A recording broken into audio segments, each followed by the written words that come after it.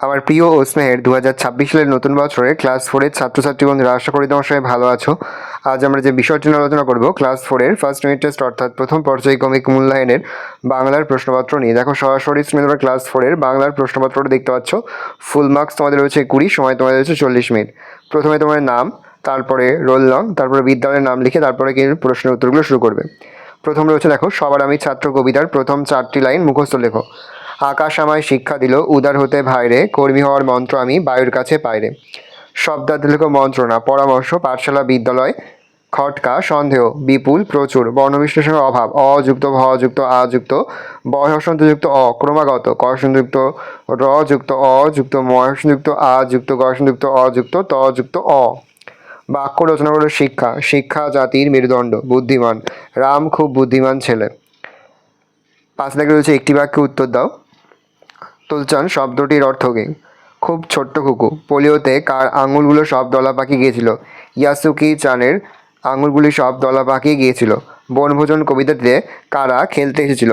নুরু, পুষি, আয়েশা, সোফি এর 4 জন বনভোজন কবিতায় খেলতে এসেছিল। কে কবিকে মধুর কথা বলতে শেখালো? চাঁদ কবিকে মধুর কথা বলতে শেখালো। প্রেমেন্দ্র মিত্রের সৃষ্ট একটি বিখ্যাত চরিত্রের নাম কি? প্রেমেন্দ্র মিত্রের সৃষ্ট একটি বিখ্যাত চরিত্রের নাম হচ্ছে ঘনাদা।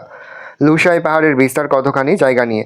প্রায় 750 থেকে 700 বর্গ কিলোমিটার জায়গা নিয়ে। তাহলে প্রায় 650 থেকে 700 বর্গ কিলোমিটার জায়গা নিয়ে লুসাই পাহাড় এর বিস্তার। তারপর হচ্ছে নিচের প্রশ্নের উত্তর দাও। প্রশ্নের মান 2 করে 2 গুণ 2 = 4। পাকোয়া নদীর বর্ণনা দাও। পাকোয়া নদীটা 70 থেকে 80 হাত চওড়া হবে, তাতে 1 কোমর জল। ব্যঞ্জন ধ্বনি কাকে বলে? উদাহরণ দাও। যে সমস্ত ধ্বনি স্বরধ্বনির সাহায্য নিয়ে উচ্চারিত হয় তাদেরকে ব্যঞ্জন ধ্বনি বলে। উদাহরণ ক, খ, গ, চ, ত, প, ফ, এগুলো হচ্ছে ব্যঞ্জন ধ্বনি। ভালো করে দেখে নাও। এবার আমরা আরও একটি গুরুত্বপূর্ণ নমুনা প্রশ্নপত্র কিন্তু দেখে নেব। মুহূর্তে সরাসরি স্ক্রিনে তোমরা ক্লাস 4-এর বাংলার আরও একটি গুরুত্বপূর্ণ নমুনা প্রশ্নপত্র দেখতে পাচ্ছ। ফুল মার্কস আমাদের রয়েছে 20, সময় তোমাদের 40 মিনিট। একের দাগে নিচের প্রশ্নগুলোর উত্তর দাও। প্রশ্নের মান 1 করে 1 × 6 = 6। নদীর কাছ থেকে কি শিক্ষা পাওয়া যায়? নদীর কাছ থেকে আপন বেগে বা গতিতে চলার শিক্ষা পাওয়া যায়। ইয়াসুকি চানের পায়ে কি অসুবিধা ছিল? ইয়াসুকি চানের পায়ে পোলিওর অসুবিধা ছিল। বাগিচা শব্দের অর্থ কি? বাগিচা শব্দের অর্থ বাগান। মালগাড়ি কবিতাটির কবির নাম লেখো। মালগাড়ি কবিতাটির কবির নাম হচ্ছে প্রেমেন্দ্র মিত্র। গন্ডা দেখে শ্যামল কি করেছিল? গন্ডা দেখে শ্যামল নিজের প্রাণ বাঁচাতে ছুটে পালিয়েছিল। পাঠশালা শব্দটির একটি সমার্থক শব্দ লেখো। পাঠশালা শব্দটির সমার্থক শব্দ হচ্ছে বিদ্যালয়। শূন্যস্থান পূরণ করো। বিশ্বরা পাঠশালা মোট সবার আমি ড্যাশ ছাত্র। পোলিও বা ড্যাশ একটু জীবাণুবাহিত রোগ, পোলিও মাইলাইটিস। জ্যাঠামশাইকেও বাড়ির ছেলেরা ভীষণ ড্যাশ করতে ভয়। পালিয়ে গেল দুষ্টরা সব খিলখিলিয়ে হেসে। 3 দাগে সঠিক উত্তরটির যে দাগ দাও। প্রশ্নের মান হাফ করে হাফ গুণ 4 = 2। তুলোচান গাছেরটা নিমন্ত্রণা জানিয়েছিল রক্ষী দারোয়ান ইয়াসুকি চানকে। ইয়াসুকি চানকে অর্থযুক্ত বর্ণ সমষ্টির নাম লেখো। পদ, বাক্য, বাক্য, বর্ণমালা। উত্তরে শব্দ। হজবরল হলে একটি খেলা, বই, গাছ। উত্তরে বই। শেওয়ালের সেদিন ভারী মজা, সাজা লজ্জা হয়েছিল, সাজা।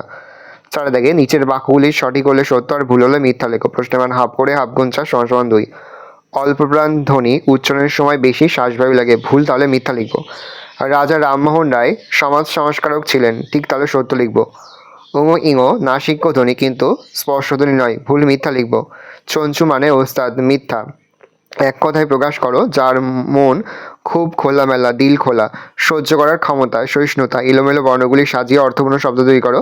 প্রথমটা হচ্ছে বনভোজন, তারপর হচ্ছে গুরু গম্ভীর। বর্ণ বিশ্লেষণ করো। চমৎকার।